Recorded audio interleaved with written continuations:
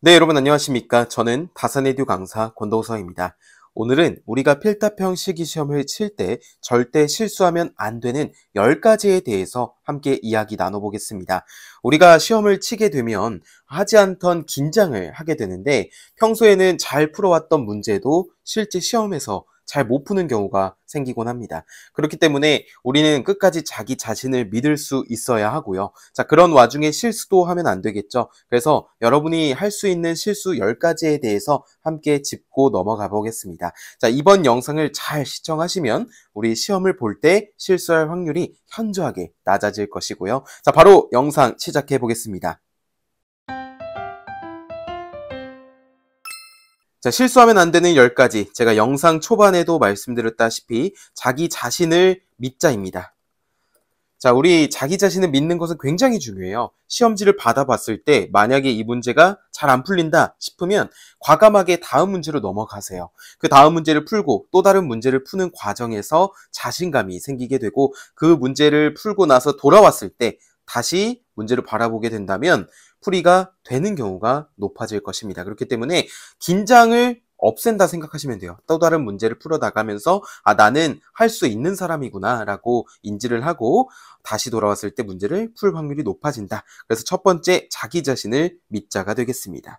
자, 두 번째로 알아볼 내용은요. 우리 준비물입니다. 준비물. 준비물에는 뭐가 있어요? 신분증도 있고요. 신분증을 만약 못 챙겼다라고 하시면 모바일 신분증을 준비하시면 좋습니다. 그래서 신분증을 놓고 왔다고 하더라도 우리 신분 확인할 때 모바일 앱을 통한 신분 확인이 가능하죠. 자, 그런 것들도 있겠고요. 그 다음에 검은색 볼펜 반드시 필요합니다. 우리 답안 작성할 때 검은색 볼펜으로만 사용이 가능하기 때문에 검은색 볼펜, 만약에 잉크가 나오는지 안 나오는지도 점검할 필요가 있겠죠. 자, 그 다음에는 공학용 계산기가 필요합니다. 우리 계산식이 굉장히 길기 때문에 공학용 계산기가 없으면 계산도 어렵고 결과값도 정확하지 않습니다. 그렇기 때문에 공학용 계산기 반드시 잘 챙겨주시고요. 자, 그 다음에 답안을 수정할 수 있도록 수정 테이프를 준비해 주시면 좋겠습니다. 자, 이외에 선택사항으로는 이제 샤프 또는 연필, 지우개 정도가 되겠는데, 자, 연필이나 지우개는 답안에는 활용할 수 없어요. 그런데 연습란이 시험지 매 페이지 하단에 존재하거든요. 거기에 연필이랑 지우개를 활용해서 많이 풀어보고 그것이 끝나고 나서 답안란에 검은색 볼펜으로 정리하는 그런 시간을 가지면 좋겠습니다. 자, 세 번째로는 이제 공학용 계산기, 분수, 그리고 괄호를 주의하라는 겁니다. 특히 이제 대표적인 공학용 계산기 모델이죠. FX 570ES 모델 같은 경우에는 분수를 쓸 수 있어요. 우리가 뭐 이런 식으로 표현이 되는 계산기도 있다고 한다면 분수 모양으로 아예 어떻게 되어 있냐면 이렇게 되어 있습니다. 자, 이런 식으로 되어 있어가지고 분수를 아예 입력할 수 있어요. 근데 분수에 또 다른 분수를 넣는 경우가 있잖아요. 그럴 때 내가 분자에 넣는지 분모에 넣는지 잘 점검할 필요가 있겠습니다. 이것을 잘못하게 되면 전혀 엉뚱한 값이 나오기 때문이죠. 자, 그리고 괄호를 쓸 때도 굉장히 유의해야 하는데요. 우리가 덧셈 연산에서 괄호는 최우선적으로 행해지죠. 그래서 결과값이 만약에 계산식이 길다라고 한다면 괄호 하나로 바뀔 수가 있기 때문에 괄호, 분수 주의해 주셔야 되겠습니다.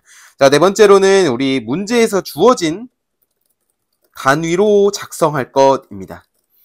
내가 예를 들어서 피상전력의 단위를, 변압기 용량의 단위를 쓰는데 킬로볼트 암페어로 주어졌다라고 한다면 반드시 킬로볼트 암페어로 답해 주셔야겠죠. 킬로볼트 암페어로 물어봤는데 볼트 암페어로 쓴다든지 이렇게 하면 오답이 되기 때문에 주어진 단위가 어떤 것인지 명확하게 알 필요가 있고요. 전력용 콘덴서 같은 경우에도 원래 전력용 콘덴서 기본 용량의 단위가 킬로볼트 암페어인데 이게 간혹 킬로 바로 나오는 경우도 있으니까 주어진 단위가 무엇인지 잘 볼 필요가 있겠습니다.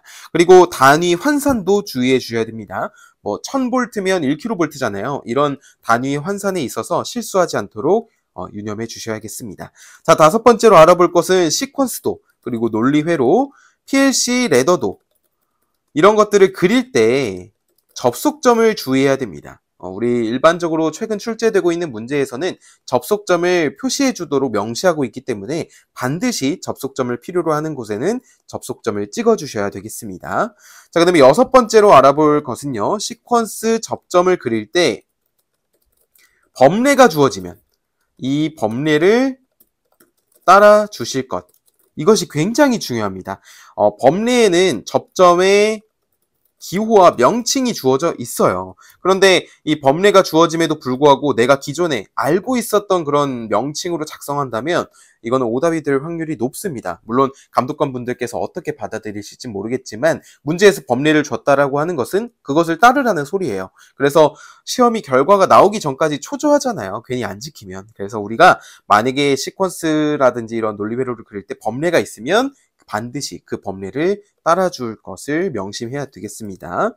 자, 7번째로는 이제 정격 선정 시 유의해야 합니다.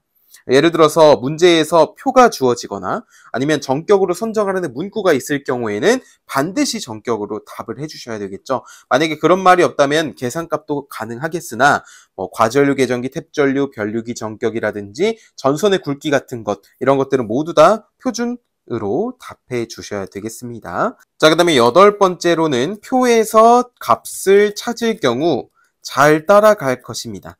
이거는 이제 준비물을 챙겨 가실 때 자를 활용하셔도 좋은데요. 자를 잘 활용하시면 실제 시험지가 A4 용지로 작은 용지가 아닙니다. 큰 용지를 사용하기 때문에 테이블 스펙에서 표에서 내용을 찾으러 손으로 따라가는 와중에 혹시나 위에 칸이나 아래 칸이나 옆에 칸으로 잘못 이동하게 된다면 전혀 엉뚱한 값을 도출하게 되죠. 특히 필답형 실기시험은 서술형입니다. 객관식이 아니에요. 그렇기 때문에 내가 잘못 선택하면 결과값도 달라져서 큰 낭패를 볼 수가 있기 때문에 표에서 값을 찾아서 써 넣는 경우에는 손으로 잘 따라가시는 것을 명심해야 되겠습니다. 자, 그 다음에 9번째로 알아볼 내용은요. 우리 소수점의 조건을 잘 확인할 것입니다.